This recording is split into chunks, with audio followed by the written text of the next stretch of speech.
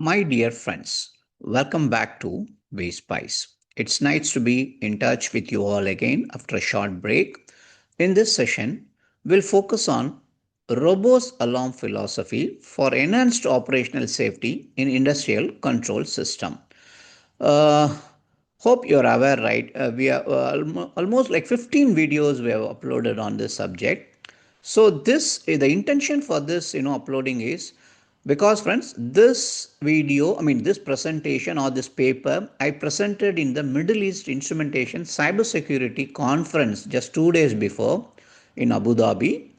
Okay, and yeah, I got an award also. So that is the intent I want to share with my B-Spice team. That is the intent. Many delegates from various countries, companies, they attended, but this is exclusively for my B-Spice family members. Okay, friends.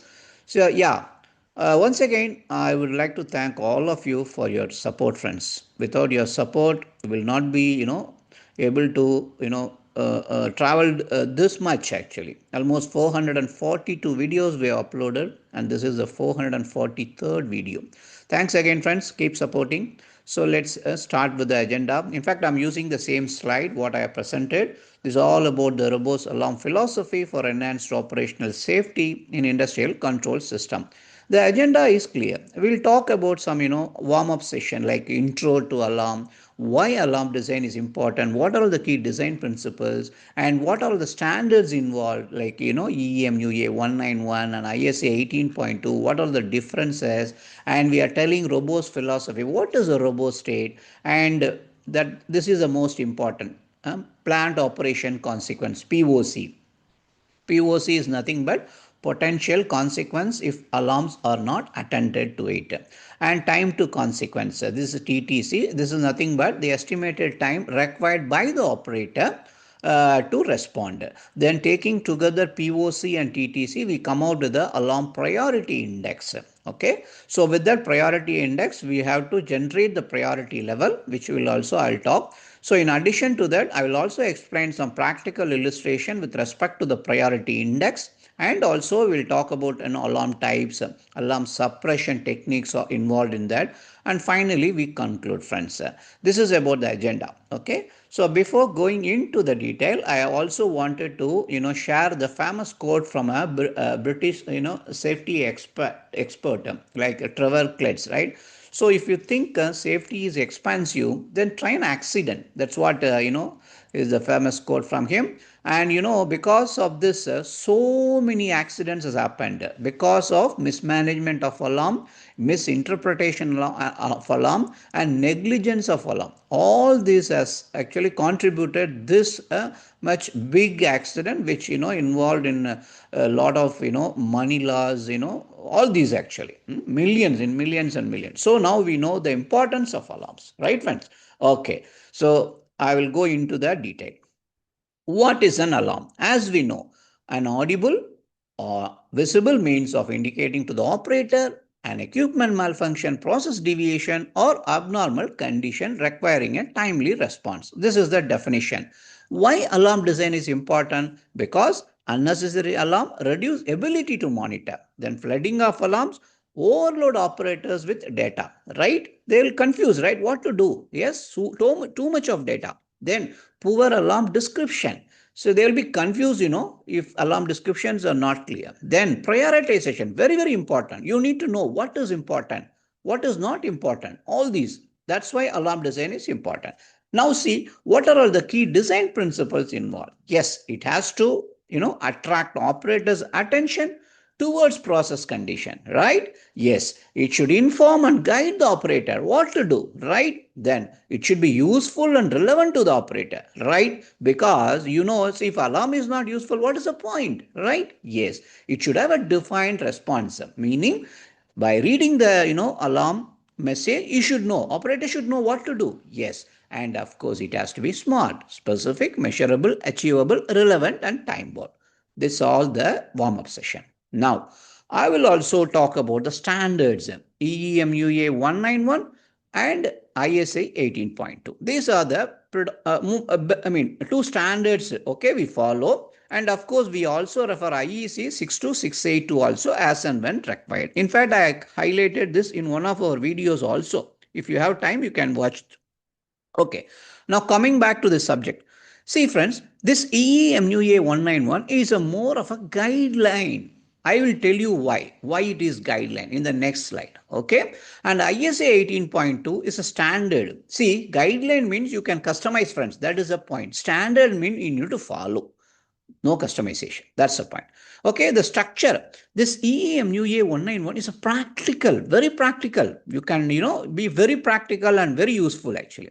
And of course, this is also good, but this is more of a life cycle based framework. Then the focus, this is more of operator usability, alarm rates, that's why I said practical. And ISA 18.2, of course, full alarm system life cycle. Okay. You may have a question, right? What is this life cycle? Yes, life cycle means like, right from the process, a design stage, then engineering stage, then, go to the commissioning stage, then maintenance stage. All these you need to consider.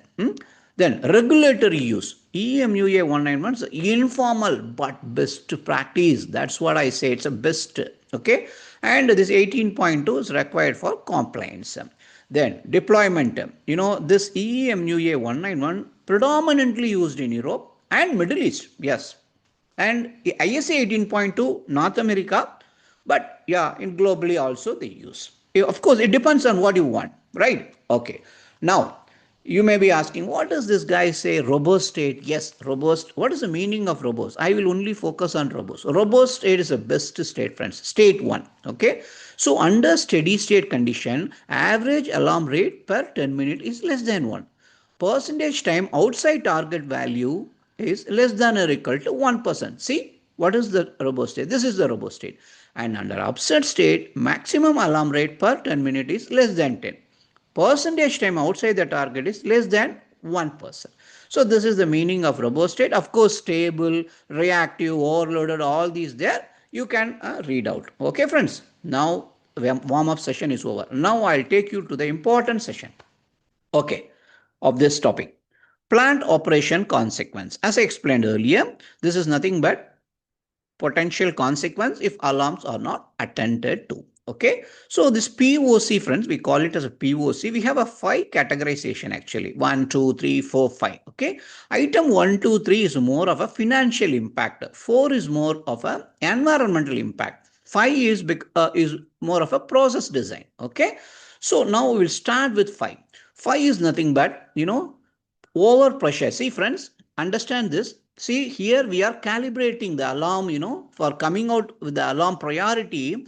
We are following, some aspects actually. That's what we call it as a POC index. With that, we populate the alarm index. I will explain that later. Okay. Now, item 5, most stringent. Overpressure, over temperature relates to process design limit with the loss of containment and major destruction of process equipment. Very important, right? Then number 4, chemical compound released to atmosphere, liquid released to environment, significant violation of emission limits. Right, this is environment. Then number 3, mechanical failure, severe unit upset, loss of pump or compressor, loss of control relates to possible excursion from normal operating state, possibly leading to opening of a mechanical safety relief or a trip of a major equipment like boiler, turbine, etc. Okay, this I have taken from my process. Now it's applicable to your process. You can also, calibrate this or come out with this index based on your process. Okay, that is the point. Then number 2, risk for substantial reduction of plant performance, maybe due to electricity or output. Number 1 is very minor reduction of plant performance. This is about the POC. Now, TTC, time to consequence. Again, this is nothing but the estimated time required by the operator to respond to the alarm. Okay, friends. So here also we have a 5 categories. 1, 2, 3, 4, 5. Okay, right. So we'll take a stringent one. 5. 5 means field operator response. Just listen, friends. Field operator response within less than 5 minutes. Number 4, DCS operator response within 5 minutes. less than 5 minutes. Number 3, field operator responds with less than 30 minutes but more than 5 minutes. He has time, some time, 5 to 30 minutes. Then number 2, DCS operator responds within less than 30 minutes but more than 5 minutes. Then number 1, operator response expected but not time critical. Here we can have a luxury of more than 30 minutes. You got it, friends? So now POC, TTC. So together forms a priority index. You see, TTC, POC. This one. Multiplication factor is this. You got it? So this is how we need to come out to the matrix. Here, this purple or lavender, yeah, this is the low category. The yellow one is the medium category. Orange one is the high category. Red one is critical. Okay, right. Now with this priority index, sorry, yeah, we'll focus on the priority level. Okay. Now, as per EEMUA 191, we have a 3 categorization: low, medium, high. Okay. So if you remember previous slide, I said EEMUA 191 is guideline. So meaning can be customized. So what we did, we added a critical factor also to this priority level. Okay. Now, as per EEMUA 191, 80% of the alarm should be of low category, 15% of medium category, 5% of high category. This is the, EEMUA 191 says. So what we did, on top of this high, we also added a critical factor and we considered 20 major 20 alarm. It's not a percentage, 20 alarm per major process equipment. In my case, it's turbine, boiler, condenser. Okay. In your case, you can calibrate based on your requirement. Okay. Now, low. 3 to 1, okay, it comes under this here, right? Okay, medium 6 to 4 here, then high 14 to 8 here in this area, okay, then critical is comes under this 25 to 15. You got it, friends?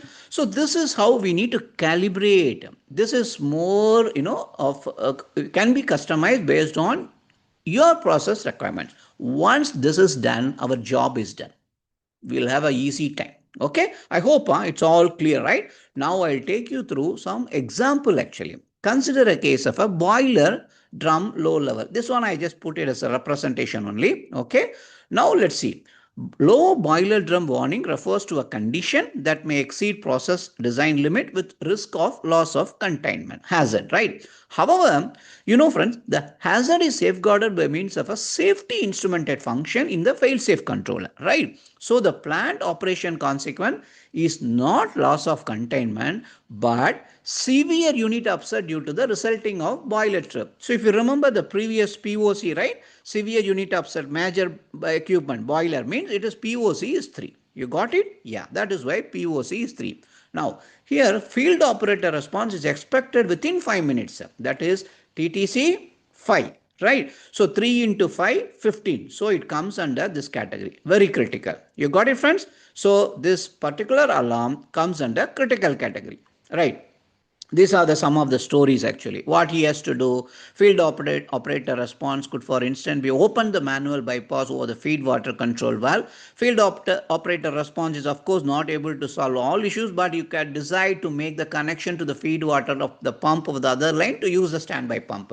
So here the point is most stringent TTC value must be chosen, which in this case requires a response from the field operator. So that is the point, friends. I hope this boiler drum low level is clear. Now I will explain boiler drum low level. Here low drum level alarm informs the operator that due to low level safety instrumented function have intervened to avoid the loss of containment scenario. So the consequence remains the same because severe unit upset due to the boiler trip, which is POC, is 3. Operator response expected is now not time critical because the fail-safe controller has already taken the decision in operator's place to trip the boiler to bring it to a safe state, isn't it? So the expected operator response is to investigate the cause for the trip and give the necessary information to the maintenance team on what has to be repaired to allow resuming operation. So the consequence already occurred. So the time the operator need to investigate the cause of the trip of the boiler is not relevant anymore in an attempt to prevent this boiler trip. Of course, operator is not supposed to waste time in investigating the cause, but he can afford more than 30 minutes as his response is generally negligible to the required response from maintenance team. So TTC is 1. So 3 into 1, priority level is 3, so that comes under low. You got it, friends? So this is how we need to calibrate before come out to the alarm system. We need to calibrate each and every alarm. Okay, now this is on the some examples, and now I will take you to the alarm types. Okay, so alarm type means a process, equipment, instrumentation, and control system. Process alarm, absolute alarm. What is that absolute alarm? When a threshold on an analog transmitter is exceeded. Then we have another absolute alarm. When a hot switch goes to false state. Then calculated alarm. This is based on the logical combination of different signals, the soft switch. So these are the process alarm, friends. Here POC is 3 because possible loss of control leading to process excursion from normal operating state. If this particular case is a cipher, then POC is 5. Okay, here TTC is 2 because the DCS operator response is expected within 30 minutes. Okay, so 3 into 6 to 6. So the priority index come under medium category. You got it? So likewise, we need to attack every alarm, friends, to come out to the priority index. So let's see equipment alarm. Equipment alarm, what is that? These are the discrepancy alarm on motors and valves, right? Like electrical motors can generate motor alarms, right? So discordance alarms on motor, that is start command is not followed by running feedback. Discordant alarm on remote control valve, open command is not followed by an open position feedback. You got it? So here POC is 2 because risk for substantial plant performance. So that is the point. Reduction of plant performance, substantial reduction. And TTC is 2 because operator response expected but not time critical. So 2 into 2, 4 actually. This is a typo error. So 2 into 2, 4 actually. So that means, oh sorry, I think this is a typo error. POC is 2, TTC is 1 because it's not time critical actually. So 1. So 2 into 1, 1. So 1 means medium category. Low category. You got it, friends? Yeah, that's it. Now we go into instrumentation alarm, our domain. Instrumentation alarm deal with about an analog transmitter causing an out of range, right? Like short circuit, broken wire, all these. So here possible loss of control leading to process excursion. So POC is 3. TTC is 1. Again, operator response expected but not time critical. So TTC is 1. So the alarm priority index 3 into 1, 3. So it's a low category. Then control system. Control system alarms are registered in a separate list or they will be separately identified in a way so that operator can filter them out from the alarm list. So additionally, the loss of fieldbus communication with subsystem is also considered as a control system alarm. So the POC is here too, meaning risk for substantial reduction of plant performance. TTC is 1. Control system are not considered as a responsibility of the operator, right? So 2 into 1, 2. So again low. You got it? Yes. So this is how we need to do, friends, for each alarm. Okay, now we'll see the alarm. I will also explain on Excel sheet example, but before that I will talk about the alarm suppression. We say like suppression. What is the suppression? Suppression is nothing but masking, right? Functions activated by the alarm system to assist operators to handle alarms, right? So there are two types, bulk suppression and logic suppression. So in bulk suppression, maintenance shutdown suppression. What is this maintenance shutdown suppression? Whenever the plant undergoing maintenance or whichever the plant is under maintenance, all these alarms can be suppressed in this type, maintenance shutdown suppression. Then operational shutdown suppression. What is this operational shutdown suppression? When the process is offline, so many alarms will come, right? So those alarms can be done using this technique. Then we have an operating mode. Process in transition mode, meaning batch process from one batch to when the batch process goes through various stages, right? So during that actually, so those will come in the operating mode suppression, right? And major event, when there is a process upset, right? So all these alarms, already the process is upset, there is alarm is going to be there, so that can be done using this major event suppression. Then logical suppression. What is logical suppression? consequential alarm suppression, meaning low pressure or flow alarm due to a stopping of a pump. Your pump already stopped, so if your pump stop, you will have a low flow, right? Yeah, that is why those kind of things we can use a formula actually here. For example, if and we put the conditions and these alarms are masked like that, simple formula. And redundancy logic also, duplicate suppress. Here friends, 2 out of 3 or 2 out of 2. See, the redundant alarms can be suppressed, but in my, see, this is the recommendation from EEMUA 191. But if you ask me, see, why we put redundancy, that is for criticality, right? So in that case we don't have to do. But if you really want to do, you can do the duplicate logic suppression. Okay, right? Whatever the secondary instrument, that can be suppressed. That is the point. Then eclipsing. Eclipsing is nothing but, if high alarm is present on the same measurement range as high alarm, then the high alarm can be suppressed when the high alarm occurs. You got it, friends? Yes. These are some of the alarm masking techniques. Then also we'll see avoiding repeating alarms. How to avoid repeating alarm? Friends, one item, engineering of signal to minimize the noise.